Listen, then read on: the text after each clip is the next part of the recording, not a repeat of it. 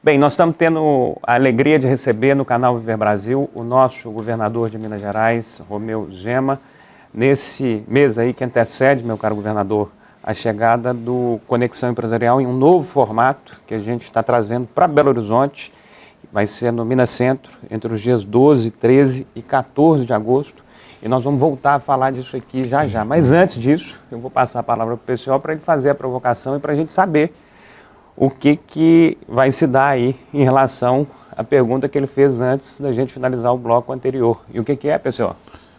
Então, a conversa no meio político é quem será o seu vice. Eu já ouvi várias versões. Uma delas que poderia ser um político. Você até disse que desejaria o Eduardo Costa.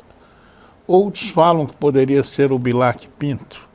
Já me falaram que poderia ser a deputada Grace Elias. Mas o que mais se fala e se converge é que será o nosso querido ex-secretário Matheus Simões, que tem uma relação com você antiga e é do Partido Novo. E qual é a solução disso? E quando será dada o nome que a gente tanto quer ouvir? Bom, PCO, eu gostaria muito de já ter esse nome definido, porque isso tem me causado, inclusive, um desgaste grande, né? E também ter de responder essa pergunta inúmeras e inúmeras vezes. Mas quem acompanha a política de perto sabe muito bem que a questão de 60 a 90 dias atrás, nós tivemos aí um prazo limite para opção partidária. E muitas pessoas só foram tomar essa decisão de em qual partido se filiar às 11h59 da noite. Você ficou sabendo só no dia seguinte, através do noticiário. Então, parece que faz parte da política você deixar essas decisões para o prazo limite, porque até o último minuto alguma costura pode ser feita, alguma coisa que não era viável se torna viável.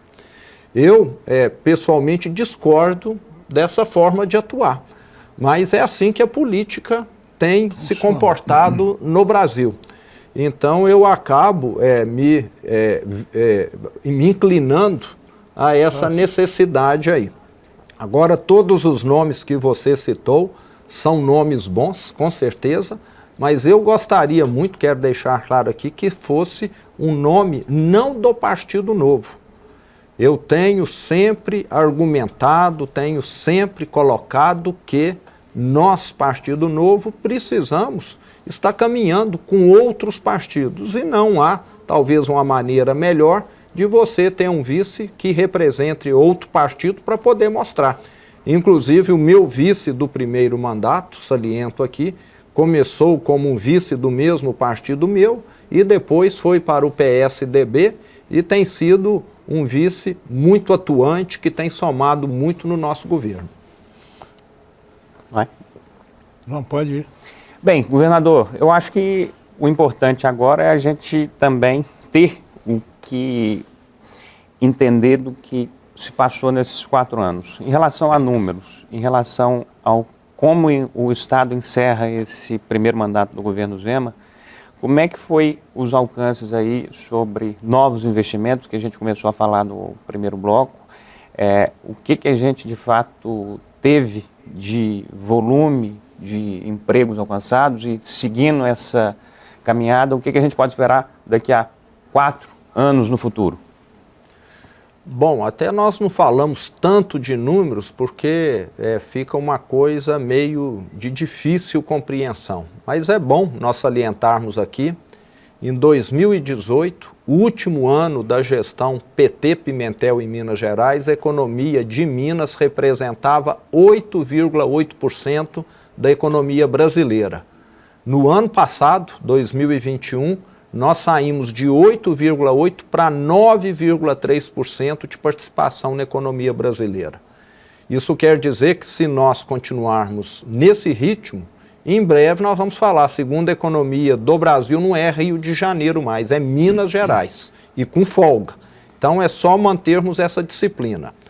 O último governo tinha rombos anuais, déficits de 8 a 12 bilhões por ano.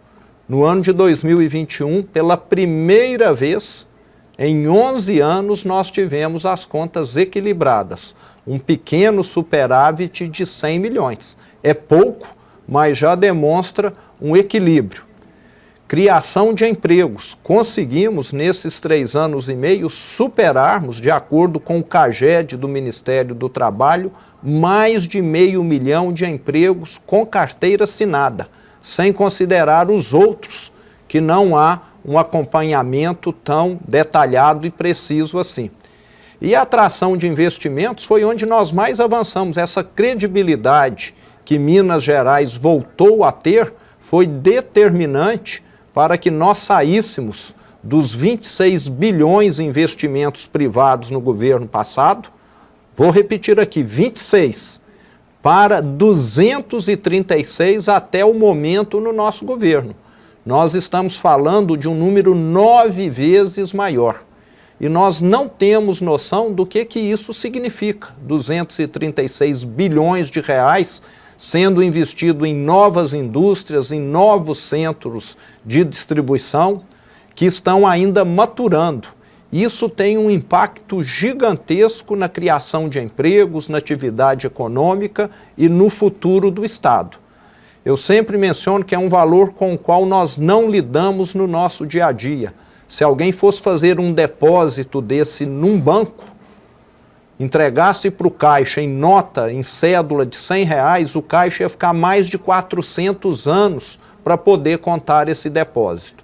Então é algo que realmente transforma. E isso tem acontecido porque nós mudamos aqui em Minas Gerais o ambiente para investidores, para atrairmos negócio. Um dos grandes obstáculos que nós tínhamos está sendo sanado, a questão de falta de energia elétrica. A nossa CEMIG, nos 15 anos anteriores, foi investir em todo lugar do Brasil, exceto Minas Gerais. Investiu na Light no Rio de Janeiro, Renova no sul da Bahia, Belo Monte, Santo Antônio, Pará e Roraima, e Minas Gerais ficou sucateada. As linhas de transmissão, de distribuição, totalmente sem condição de atender quem precisa de energia elétrica. E não é só empresa não, até pessoa física que construiu uma casa tinha dificuldade. Isso está sendo sanado. A CEMIG está levando adiante o maior programa de investimento dos 70 anos da empresa, 22 bilhões sendo investidos, que vão melhorar não só esse atendimento, como também a vida do homem do campo. Nós vamos levar energia trifásica e não mais monofásica para mais de 500 mil de micro e pequenos produtores rurais, que hoje não conseguem ligar uma bomba de irrigação, não conseguem ligar lá um resfriador de leite de maior porte. Esse produtor rural será atendido agora com a energia do agronegócio e não mais com a energia para subsistência no campo. Então, é uma transformação que ainda vai dar muitos frutos, o que está sendo conduzido aqui em Minas Gerais. 2 pontos que, obviamente, são fundamentais para o Estado, não só por carregar no próprio nome Minas Gerais. 2 ambientes muito questionados pelas suas importâncias, mas também pelas suas questões vinculadas ao meio ambiente, por aí vai. Nós temos 2 negócios fundamentais para o Estado de Minas Gerais e para o Brasil e para a humanidade: a mineração e o agronegócio. Minas Gerais é líder nas 2 áreas, tanto na questão da extração mineral, quanto na questão da produtividade e da capacidade de ajudar o mundo a se alimentar. E aí você tem diversas áreas, tanto na questão leite, carne, café e tantos outros produtos. Como é que o governo, então, enxerga esses 2 ambientes aí? Como é que ele vai favorecer as 2 áreas para se desenvolver e, ao mesmo tempo, atender as questões vinculadas a meio ambiente, a desenvolvimento sustentável e por aí vai? Nós fomos o primeiro estado do Brasil e do hemisfério sul a assinar o compromisso de emissão zero em 2050. Está claríssimo, Gustavo, que qualquer estado, qualquer país só vai ter um desenvolvimento se mostrar para o mundo que aquilo que ele vende é produzido sem degradação ambiental. Então nós temos já uma série de ações tomadas em andamento, visando que em 2050 tudo aquilo que for produzido aqui no estado de Minas terá a compensação de anular a emissão de carbono. Hoje, posso dizer que Minas Gerais tem a maior área reflorestada do Brasil. Boa parte do aço que nós produzimos aqui tem emissão zero. E nós queremos mostrar que os nossos produtos, incluindo café, os nossos queijos, laticínios, são produzidos também com responsabilidade ambiental. Caso contrário, amanhã nós não vamos conseguir exportar mais café. Então, essas medidas já estão sendo tomadas. Nós vamos ter aqui um estado que vai produzir café verde, leite verde, queijo verde, aço verde, e sabemos também da necessidade de nós dependermos cada vez menos da mineração. E com essa quantidade de investimentos que está chegando aqui em Minas Gerais, como eu respondi anteriormente, nós estamos tendo uma economia mais diversificada. Então a preservação ambiental é fundamental e nós estamos aí tomando todas as medidas necessárias, mudanças legais inclusive. Quero aqui deixar claro que a FIENG passou a monitorar as 200 maiores indústrias do estado com relação à emissão e compensação de carbono. Então nós estamos aqui trabalhando o governo e iniciativa privada visando esse mundo diferente. Porque daqui a 30 anos, se você não mostrar que você tem produtos verdes, você não vai conseguir vender. E Minas Gerais já deu essa largada. Como é que você entende de maneira efetiva a importância da entrada do setor produtivo, de pessoas do setor produtivo, na política partidária, na política eleitoral? Estou te fazendo uma pergunta a partir do seu próprio exemplo. Eu vejo como extremamente positiva. Eu venho do setor privado, toda empresa, principalmente a diretoria de uma empresa ou o conselho de administração, Gustavo, quanto mais heterogêneo ele for, melhor. Se ele tiver gente mais idosa e mais nova, ele ganha, que são visões distintas. Se ele tiver homens e mulheres, ele ganha. Se ele tiver pessoas de minorias, ganham também. E no Brasil, infelizmente, a política se fechou, de certa maneira. Nós temos uma legislação eleitoral, o próprio fundo eleitoral partidário, que significa o quê? Ele deveria chamar-se fundo para reeleger os mesmos, porque ele privilegia quem já tem mandato. E nós precisamos de renovação. Então, nada melhor do que você ter um médico, do que você ter um engenheiro, do que você ter um advogado, um profissional liberal, um empresário, um empregado também, participando da política. Política, na minha opinião, deveria ser, igual síndico de prédio, uma ocupação acessória e não uma ocupação de carreira. No passado, no Brasil, nós tínhamos vereadores, inclusive da minha época de criança isso ainda, que eram voluntários. Então as pessoas estavam ali porque queriam se doar, tinham uma missão, tinham um compromisso. E hoje, infelizmente, muitas pessoas procuram a política como um projeto de poder pessoal ou até pior, um projeto de enriquecimento pessoal. Aí realmente há um desvirtuamento total, porque política tem de ser feita para o bem da comunidade, para o bem da sociedade. Então essa oxigenação eu vejo como extremamente positiva e eu reconheço, durante 52 anos da minha vida errei muito. Eu me mantive totalmente alheio à política e até recomendava quem trabalhava comigo para não se envolver. Mas quando veio a crise, a recessão brutal de 2015 e 2016, aquilo serviu de alerta para mim. Eu comecei a enxergar, Gustavo, que não adianta você ter uma empresa boa, uma empresa competitiva num país que está afundando. E em 2015 e 2016, o Brasil foi uma exceção no mundo. Todos os países do mundo, com raríssimas exceções, cresciam. A economia mundial cresceu muito nesses 2 anos e o Brasil afundou. Motivo? questões políticas. Impeachment, mensalão, petrolão, mala de dinheiro no apartamento e por aí vai. Então fica muito claro que nós, que somos pessoas do bem, temos de participar. Então eu incentivo muito, principalmente, as mulheres a participar. As mulheres têm uma visão de longo prazo mais apurada do que os homens e podem somar muito na vida política. E tem uma participação muito pequena das mulheres. Precisava aumentar mais. E falando em mulher, Gustavo, uma coisa que nós nunca assim nem mencionamos, no meu governo, onde o secretariado, segundo escalão, foi todo selecionado por mérito, bateu todos os recordes de participação feminina. Nós nunca divulgamos isso não, né? Um governo aí do passado que se dizia social teve muito menos participação de mulheres do que o nosso, bateu todo o recorde, tanto em secretariado quanto no segundo escalão.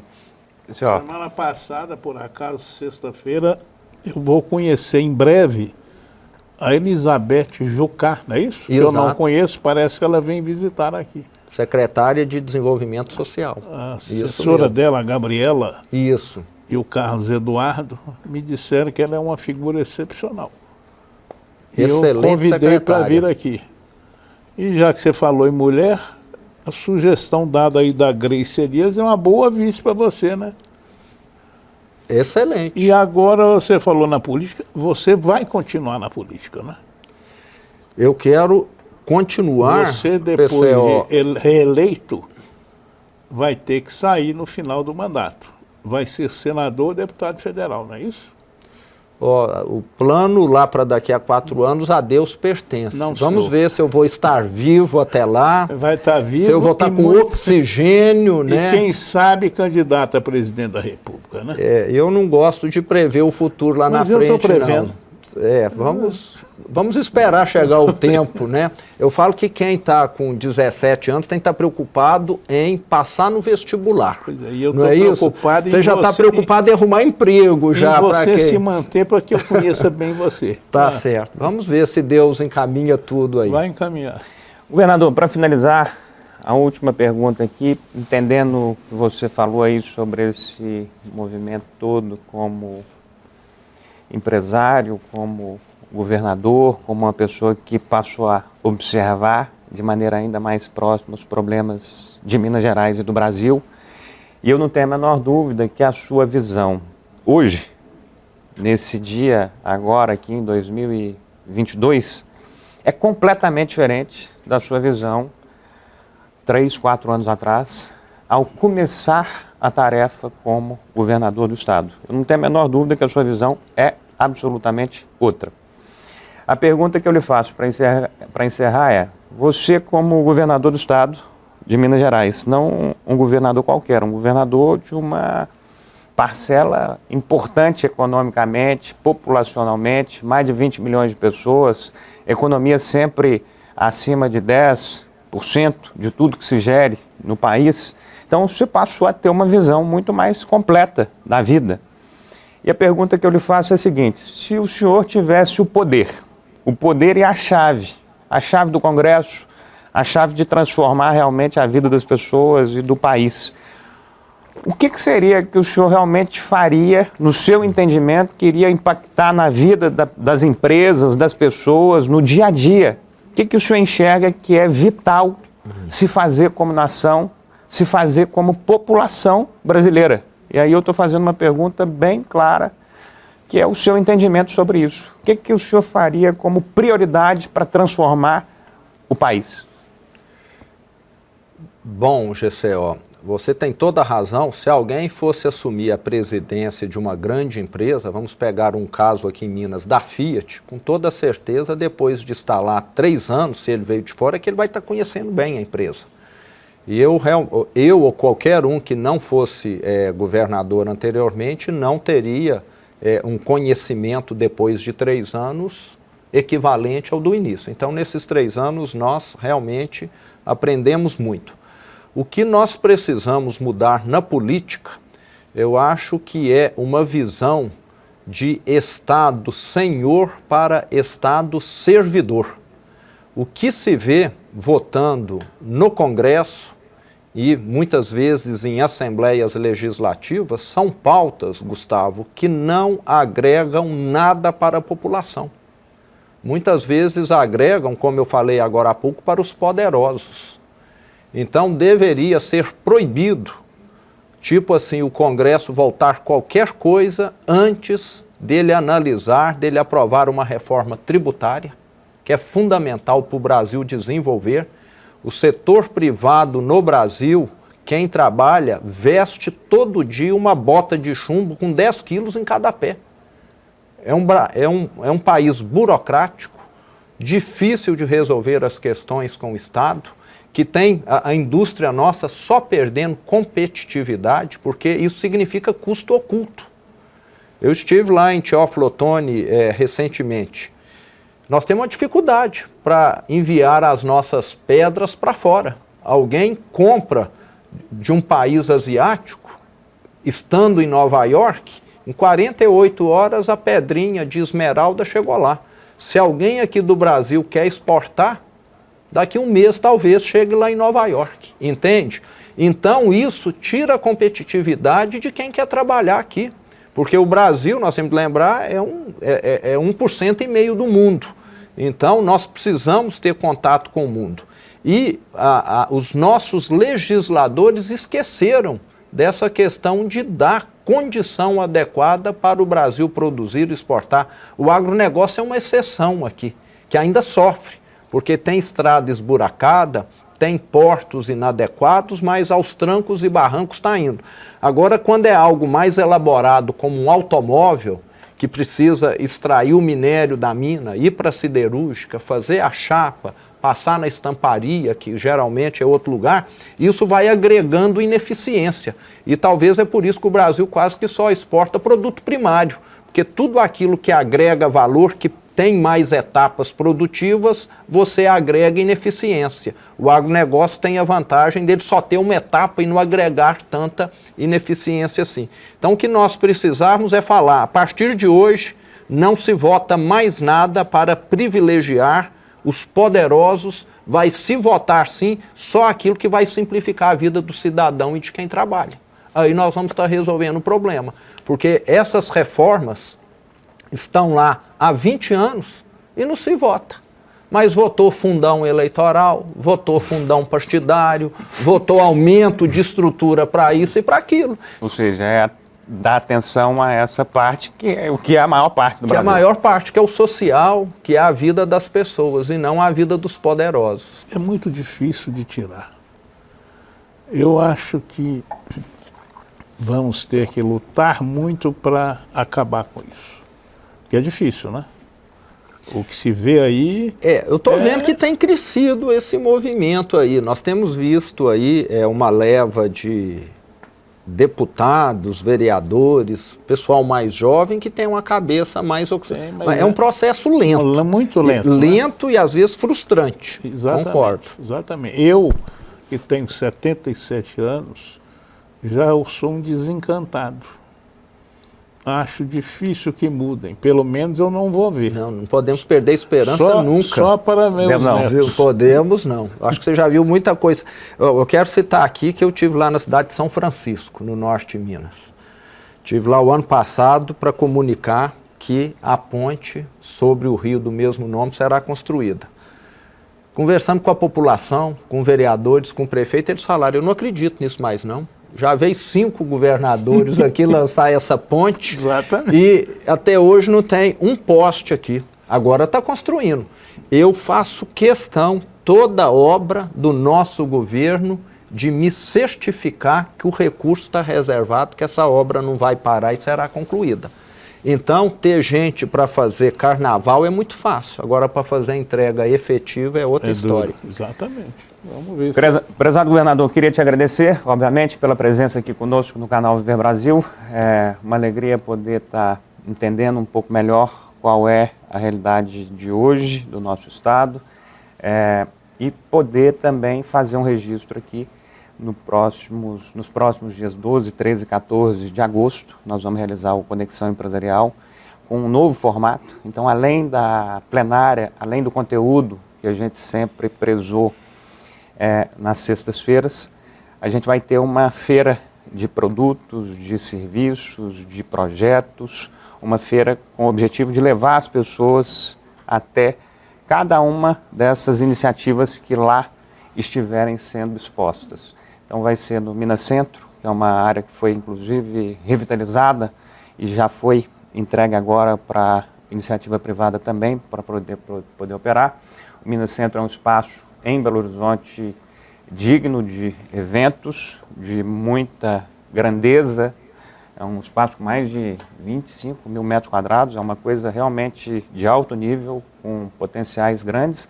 E a gente vai ocupar um espaço, alguns espaços de lá, para poder realizar então o Conexão Empresarial e o Conexão Experiências, onde a gente vai ter essas empresas fazendo essas apresentações. Então, além da feira, a gente vai ter uma parte de gastronomia muito intensa e de cultura. Basicamente, com esse objetivo, a gente cria um novo formato de evento, trabalhando a questão do conteúdo, trabalhando a questão do relacionamento, mas também abrindo essa receita para a população e para muito mais pessoas. Então vai ser um prazer ter o nosso governador lá, a gente vai ter a oportunidade de receber os candidatos ao governo do Estado, à presidência da República, a outros cargos eletivos, a oportunidade de conhecer e entender o ponto de vista de setores fundamentais da nossa economia.